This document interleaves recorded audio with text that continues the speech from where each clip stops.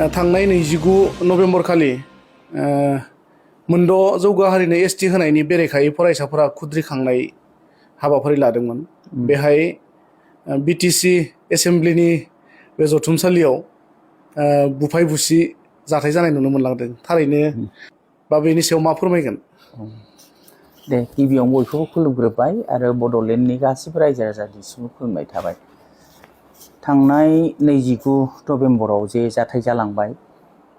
BTC secretariat नङा एसेमब्लिखौ बुख्रुब बुसि जालांबाय, बेयोथ' जोबोद मुगैथाव आंनि मथे। आरो बेखौ आं निन्दा खालामो, गोख्रों रावजों निन्दा खालामो। बियो मोजां खामानि जायाखै। मानो होनोबा बे एसेमब्लिया मोनसे गोथार पबित्र सदन जायखौ होनो। बे एसेमब्लियाव जिरायनानैनो रायजो राजाफोरनि गांनाय उखैनाय, नांगौ सोरनो मा रोखोमनि बहा सोरखौ फसंनांगौ, साख्रि होनांगौ होनाङा, बेफोर गासिबो सावरायलायनानै थिरांथा लायो। आरो बोसोराव जेसेबां फान्ड फैनांगौ, बे फान्डफोरखौ बोरै बाहायगोन बेफोरखौबो माने काउन्सिलाव रायलायलायनानै बयबो भट हाउस, बेहाय गभर्नमेन्टबो थागोन, सरकारनि मानसिबो थागोन आरो अपोजिसनबो थागोन, रायलायलायनानै बेखौ थिग खालामो। बेखौनो बुख्रुबनायखौ नुनाया बियो जोबोर दुखुनांथाव जादों आरो बिदि जानाङामोन। आङो नुनायाव बेहाय बड'लेण्ड इउनिभारसिटिनि स्टुडेन्टफोरनि नामखौ लाबाय थादों, निउसाव नुदों। दा बड'लेण्ड इउनिभारसिटिनि स्टुडेन्टफोरखौ सोर इन्सटिगेट खालामखो, बेखौ खोब साननांगौलगिया नुदों, जादों। फारसेथिं बे जाथायखौ लानानै जेब्ला मिडियायाव बुंदों बयबो, दिपेन बर' बिथांमोनहा एबसुनिफ्राय गोख्रोङै बुंदों जे बेखौ बिथांमोनहा मिथिया, बिथांमोननियाव गैया होननानै बिथांमोनहा गोख्रोङै बुंदों आरो बिथांमोननि एजेन्डायाव गैयामोन होनदों। बेखौ स्टुडेन्टफ्रानो गावसोरनो आबेगिक भाबै इमसनजों फैनानै खालामनाय बाथ्राखौ बुंदों। नाथाय जोंनि नोजोराव एबसुनि फ्लेग लानानै एखेबारे मेन गेटनिफ्राय माखौबा होसोलांनानै दों दों दों खारनानै बै मोनसे गेटखौ बारखोहैलायनायखौ जों नुदों। जुदि एबसुआ बेहाय आखाइ गैयामोनब्ला बे एबसुनि फ्लेगखौ बाहायनो सोर अर्डार होखो? मोनसे आफादनि बा मोनसे दोलोनि फ्लेगखौ हाइकमेन्डनि बोसोन नङाब्ला बेखौ बाहायलाबायनो हाया। दा जुदि गावसोर गैयामोनब्ला बे फ्लेगखौ बाहायनायनि सायावबो दिनै जोङो एबसुखौ सोंखारिनाय बा दुखु फोरमायनायखौ जों नुवाखै आरोखि। दा बेहाय साननांगौ बाथ्रा नैबेबो जादों, एखेबारे माने हाग्रामा महिलारि सारखौ टारगेट खालामनानै बुंनाय स्ल'गान होनायफ्रा स्पस्ट' भाबै नुजादों आरो सानफ्रामबो जेरैबायदि मिडियायाव फैबाय थादों, हयथ' स्पस्ट'खौ नुदों जे एखेबारे टारगेट खालामनाय जादों बे ओइदिनखालिनि खुद्रिनाया। मानो होनोबा जे समाव सिसि ट'वानि नामाव ट्राइबेल संघनि आदित्य काख्लारि बिथां बा दुलाराय बर' फरायसा आफादजों लोब्बाव थाफानाय जेसेबां संगठनबो दङ, बेहाय थुनलाइ आफादबो दङ, अल बड' उइमेन वेलफेयार फेडारेसनबो दङ, आबबो दंफायो बिसिनि ग्रुपआव, बिथांमोनहाबो दङ। ओइदिनखालि रेलियाव गैया, खिन्थु बेहायथ' एबसुनि वार्कारफ्राथ' दङ बा इउपिपिएलनि वार्कारफ्राथ' दङ, जों सिनायलायो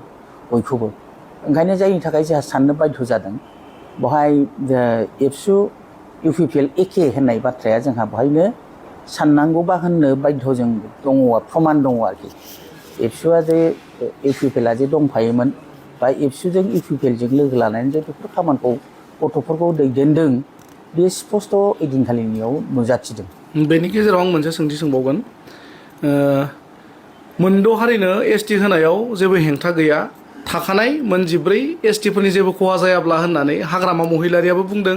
प्लास एबसुनिफ्रायबो सिसि ट'वानिफ्रायबो बा मोनफ्रोम ट्राइबेल जाथिनि आफाद गौथुमा बुंदों। नाथाय बेवहाय टारगेटआ हाग्रामा महिलारिखौ लानानैल' बे गाग्लोबनाय जाथायखौ नुनो मोनदों। बे बेलायाव मा बुंगोन? बेखौनो बुंनो नागिरदों दिनै दुलाराय बर' फरायसा आफादा रोनगोरा नार्जारि बिथाङा जेब्ला प्रेसिडेन्ट दंमोन, बेहायनो आख्रा आसुनि लिडारजों माबाफानानै जेबायदि बिथांमोनहा एनअसिखौ बा माने थाखानाय एसटिफ्रा खहा जायाजासेनो जुदि एसटि होयोबा मोनद' जातिफोरनो हारिफोरनो एसटि होयोबा जोंहा बुंनांगौ गैया, बे बाथ्राखौ सिगांनिफ्राय बुंबाय थादोंमोन।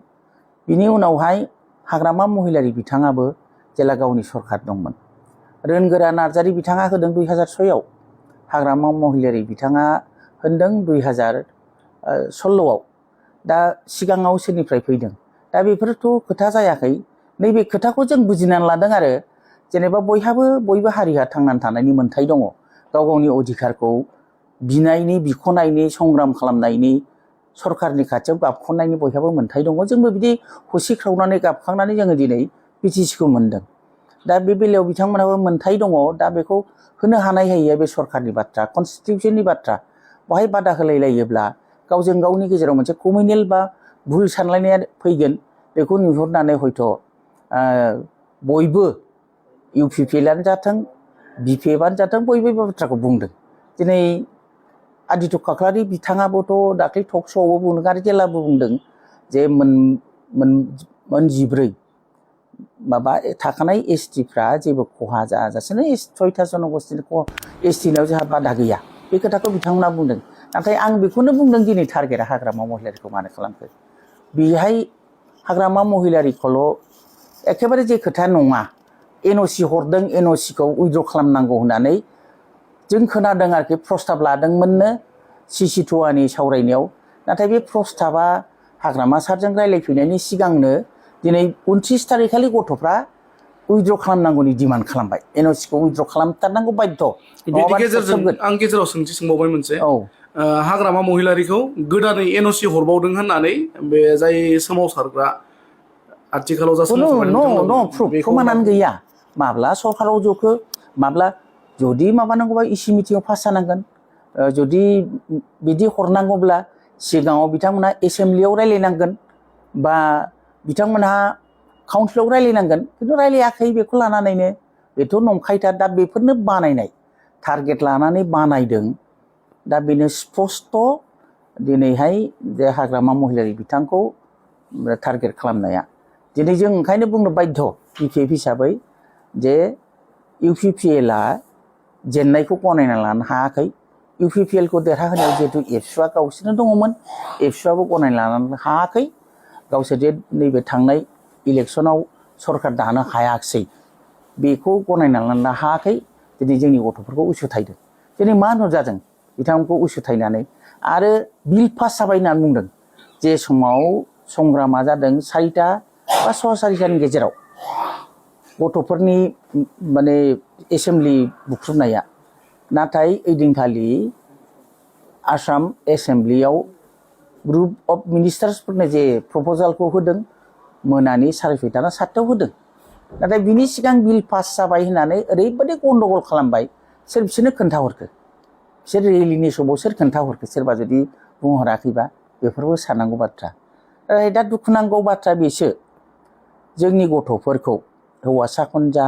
बा हिन्जावसाखौनो जा स्टुडेन्टफोरखौ मानो बेबायदि गाज्रि लामाथिं मानो आगान सुरनो होखो दा दिनै गोदान दाय नागिरदों जे बुंदों जे पुलिसफ्रा गेटखौ होबथायोमोनब्ला बिदि जानाय नङामोन ओइदिनखालि जुदि पुलिसा एक्टिभ जायोमोनब्ला लाठिचार्ज जागौमोन दाया सोरनाव थांगौमोन हाग्रामा सारनाव थांगौमोन बा जों गार्जेनफोरनाव थांगौमोन आरो दिनै जों नुदों जे माखासे हिन्जावसाफोरनि अश्लील मख'थावै जेबायदि बाथ्राखौ बुंदों आरो बेखौनो बारे गावसोरनो फट' खेबनानै दिनै मिडियायाव होबाय थादों दिनै बिसोर बे गथ'फोरखौ टारगेट खालामनाय जादोंना जायाखै जे नै बिसोरनो जै होग्राफ्रा बे हिन्जावफ्रानो बिसोरो समाजनियाव थानो समाया बिसोर जे बुंदों जे साउटिं होदों हाग्रामा सारखौ लानानै गाज्रि खोथा बुंदों बेखौनो आरो माखासे वान्स मर उसुथायदों आरो होनबाव बिसोरबो हख्रावदों दिनै बे हख्रावनायफ्रा मिडियायाव जोबोद प्लास जादों थारमाने बे हिन्जावसाफोरखौ टारगेट खालामनाय जाबाय जे गाज्रि खोथा होनग्राया बिमा बिफानि गियान मोनै इउनिभारसिटिनि मोनसेबो सोलोंथाइ मोनै बे बाथ्राया बेरखांदों बिमा बिफाया खुनु मोनसे आदर्शजों फोरोंनानै हराखै बे गथ'साफोरखौ बे बेरखांदों स्पस्ट' आं बुंगोन बे बेरखांदों आरो बेखौ लानानै दिनै गार्जेनफ्रा मा सानदों आरो माखासे आइजोफोरखौबो बिराद दिनै ससियेल मिडियायाव ओंखारबाय थानाय नुदों दा बिथांमोना सोरखौ सापर्ट खालामना बुंदों मैया जेब्ला हिमन्त बिश्व शर्माया बाथ्राफोरखौ स्पस्ट' बुंबाय गेजेरावबो प्रमद बर' दिपेन बर' बिथां एबसुनि आफादगिरि बिथाङाबो बुंदों जे आं मबाइलजों फनाव टेलिफनिक बार्तायाव सिएमजों रायलायदों होमबा रायलायना सोर रायलायखो सिएमजों रायलायदों ओरै जानाङा होननानै आं बुंदों हुमखि हरदोंना बिथाङा बुंबाय थादों मैया जेब्ला जोंनि आसामनि चिफ मिनिस्टार हिमन्त बिश्व शर्मा बिथाङा जेब्ला बाथ्राफोरखौ बेखेवना होबाय दा बेनि एन्सारखौ सोर होगोन सोरखौ कनभिन्स खालामगोन दिनैबो आरोबाव बिथांमोनहा आन्दलननि नामाव बेबायदि अयथासार खालामगोन नामा ओंखायनो आं जोबथारनो लुबैदों बे घटनानि सायाव तदन्त जानाया मोजां तदन्त जानांगौ आरो बिनि सायाव एक्सन लानांगौ बिसार जानांगौ जिहेतु केसबो होबाय आं होनाखै जे गथ'फोरखौ बिराद गिदिर पानिशमेन्ट होनांगौ नाथाय भबिष्यतआव जाहाथे रावबो दाखालामथों बेबायदि आरो बेबायदि मानसि न' बुख्रुबनाय बा सोरनिबा सायाव एटाक खालामनाय हाग्रामा महिलाखौ जों बुथारहैगोन बिनि न'आव थांनानै गेटखौ जोब्लानानै हाग्रामानि न'आवबो अन्थाइ खुबैगोन हामला खालामगोन बेफोर गिलु बालु मोनसे माने क्राइम बाथ्राफोरखौ जेरैबायदि बाहायदों आरो जेरैबायदि जोंनि एसेम्ब्लिखौ बुख्रुबदों बिनि सायाव तदन्त जानांगौ आरो पानिशमेन्टआ जानांगौ जायफोर खालामदों आं होनाखै जे स्टुडेन्टफोरनि सायाव गिदिरथार एक्सन लानांगौ नाथाय भुल खामानिखौ जुदि जों लायहोयोब्ला गाबोन बिनि सायावबो जे मानसिफ्रा बिदि जानो हायो माथो होननानै जे एरनाय नङा आरो बिथांमोना बारे बारे नेपालनि बाथ्राखौ लानानै माने उसुथायबाय थादों आरो उदाहरनाव लाबोबाय थादों मानो नेपालनि खोथाखौ बाहाय गले गले लाबोदों सोर लाबोहोदों मानो लाबोदों मानो नेपाल खालामनो नागिरदों जोंहा जेरै माने हाग्रामा महिलारि बिथांखौ जोलैनि हांगार होननानै एस्टाब्लिस खालामनो नागिरदों हाग्रामा महिलारिखौ बर'नि थै गैया होननो नागिरदों हाग्रामा महिलारि बिथाङा जुदि बर'नि थै गैयाबा 6 सिडिउल एकर्डखौ सोर खालामखो बिटिसिखौ सोर लाबोखो बर' रावखौ 8 सिडिउलाव सोर खालामखो दिनै जाय गथ'फ्रा जे फरायसालियाव फरायनानै बेबायदि संग्राम खालामनो हादों बे इउनिभारसिटिखौ CITखौ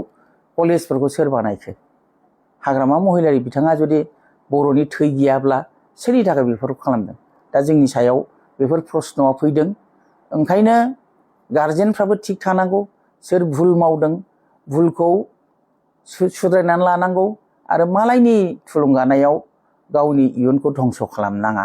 बेबायदि धंसमुखिजों गावनि जिबना दाजाया